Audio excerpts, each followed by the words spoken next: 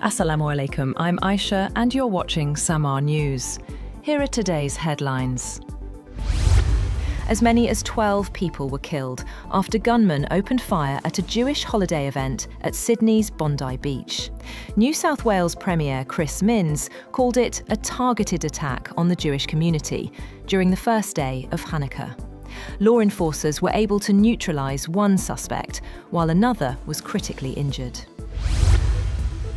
Authorities in Providence, Rhode Island are searching for a gunman who opened fire at Brown University's Barris and Holly Engineering Building during exams, killing 2 students and injuring 9 others. 7 of the wounded are in critical condition. Over 400 law enforcement officers, including the FBI and ATF, are conducting a manhunt. The suspect, a man in his 30s dressed in black and possibly masked, remains at large. Shell casings were recovered at the scene, and officials plan to release a video of the suspect.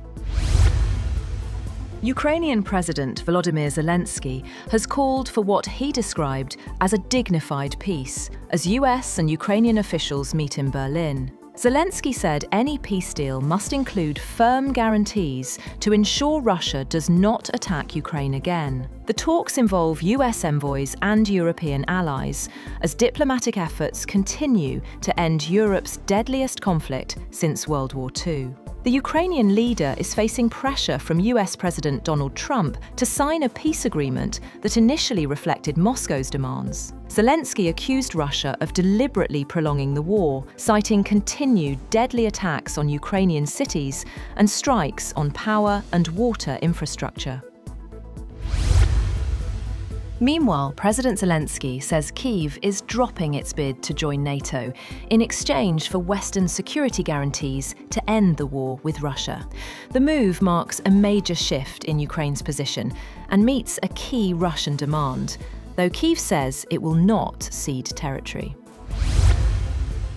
German authorities have arrested 5 men suspected of planning an attack on a Christmas market in southern Bavaria. Police and prosecutors said the suspects are believed to be Islamist militants and were detained as part of a joint security operation. The arrests come amid heightened concerns following a series of vehicle ramming attacks in Germany in recent years. In 2016, an Islamist attacker rammed a hijacked truck into a Christmas market in central Berlin. And last December, several people were killed in a similar attack in the city of Magdeburg.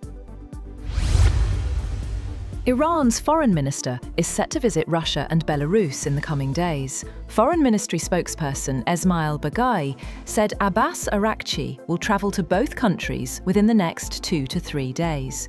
The announcement comes after Iranian President Masoud Pezeshkian met Russian President Vladimir Putin in Turkmenistan on Friday. At least 6 Bangladeshi peacekeepers have been killed in an attack on a United Nations base in Sudan. The Bangladesh Army said the attack took place at a UN facility in the Abyei area, leaving 8 other peacekeepers injured. In a statement, the Army said the security situation remains unstable, with clashes involving terrorists still ongoing. It added that efforts are underway to provide medical treatment and carry out rescue operations for the wounded. President Donald Trump has promised serious retaliation after an ISIL ambush in central Syria killed 2 US service members and a civilian interpreter during a joint patrol near Palmyra. Several others were wounded. CENTCOM said the attacker was later killed by partner forces, while Trump and Defense Secretary Pete Hegseth warned those targeting Americans would face severe consequences. Belarus has released 123 prisoners, including Nobel laureate Alice Bialyatsky and opposition figure Maria Kolesnikova, following the US decision to lift sanctions on Belarusian potash. The release, the largest under President Alexander Lukashenko this year, also included Ukrainian citizens accused of working for Kyiv. Freed prisoners will receive medical care, and some may travel to Poland or Lithuania. The US lifted the sanctions after talks between Special Envoy John Cole and Lukashenko in Minsk. The Israeli military has reported that Raed Said, a key figure behind the 7th October 2023 attacks on Israel, has been targeted in a strike on a car in Gaza City. Israeli Prime Minister Benjamin Netanyahu and Defense Minister Israel Katz said the strike was in response to a Hamas attack earlier in the day, which injured 2 Israeli soldiers. Gaza health authorities say the strike killed 5 people and wounded at least 25 others. There has been no immediate confirmation from Hamas or local medics that Said was among the dead. Iranian authorities have detained 18 crew members of a foreign tanker seized in the Gulf of Oman that they say was carrying 6 million litres of smuggled fuel. Iranian media reported that those detained under the ongoing investigation include the captain of the tanker, and the crew were from India, Sri Lanka and Bangladesh. The authorities said the tanker committed multiple violations, including ignoring stop orders, attempting to flee, and lacking navigation and cargo documentation. Lionel Messi's tour of India has kicked off chaotically as fans threw objects, ripped up seats and invaded the pitch at Kolkata's Salt Lake Stadium after the Argentine soccer great made only a brief appearance at a ticketed event.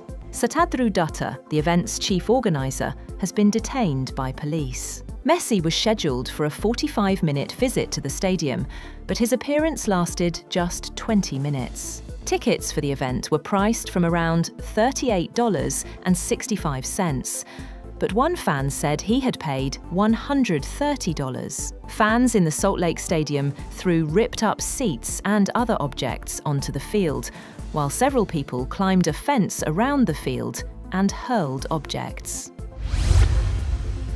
And Indonesia's disaster agency says the death toll from floods and landslides on Sumatra has risen to more than 1,000, with hundreds still missing. The disasters hit 3 provinces, damaging roads, bridges, schools and hospitals. Authorities say victim verification is ongoing, while emergency measures, including weather modification, continue to support rescue efforts and aid delivery. That's all for now. For more updates, visit www.samaa.tv. Thank you for watching Samaa News.